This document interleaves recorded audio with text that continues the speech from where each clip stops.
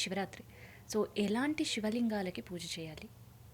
పరమేశ్వరుడు శుద్ధ స్ఫటిక సంకాశం త్రినేత్రం పంచవక్త్రం దశభుజగం సర్వాభరణభూషితం నీలగ్రీవం శశాంకాంకం నాగయజ్ఞోపవీతినం నాగాభరణభూషితం వ్యాఘ్రచర్మాంబరధరం కమండలవక్షసూత్రధరమభయవరప్రదం శూలహస్తం జ్వలంతం కపిలజటాజూటినం శిఖాముద్యోతధారిణం వృషస్కంధసమారూఢముమాదేహార్ధధారిణం అమృతేనాప్లుతం హృష్టం దివ్యభోగసమన్వితం దిగ్దేవతా సమాయుక్తం సురాసురనమస్కృతం నిత్యం చ శాశ్వతం శుద్ధం ధ్రువమక్షరమవ్యయం సర్వవ్యాపినమీశానం రుద్రం వై విశ్వరూపిణం. ఈ యొక్క వేద ప్రమాణంగా నారుద్రో రుద్రమర్చయేతు. ఈ యొక్క మాఘమాసంలో మహాశివరాత్రి పర్వదినము మనకి అమావాస్యకి ముందుగా రాబోతున్నది.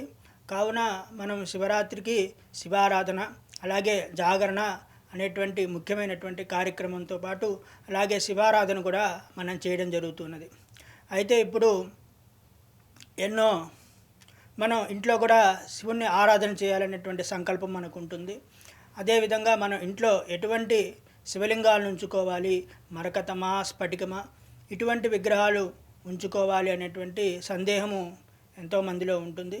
అయితే స్ఫటిక శివలింగమును 3 అంగుళాలు దాటకుండా మనము ఉంచుకుంటే మనకి గృహంలో పూజించటానికి ఎంతో అర్హతగా ఉంటుంది. ఎందుకనగా ఇది ఈ యొక్క పానుమట్టము ప్రకారంగా ఆగమశాస్త్ర ప్రకారంగా ఈ యొక్క పానుమట్టము ఏ విధంగా ఉన్నదో దాని ప్రకారంగా ఈ యొక్క శివలింగం కూడా మనకి ఉండడం జరగాలి.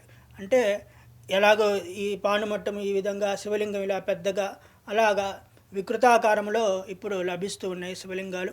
అలా కాకుండా స్వచ్ఛమైనటువంటివి ఈ యొక్క స్ఫటికంలో కూడా ఎన్నో రకాలు ఉన్నాయి.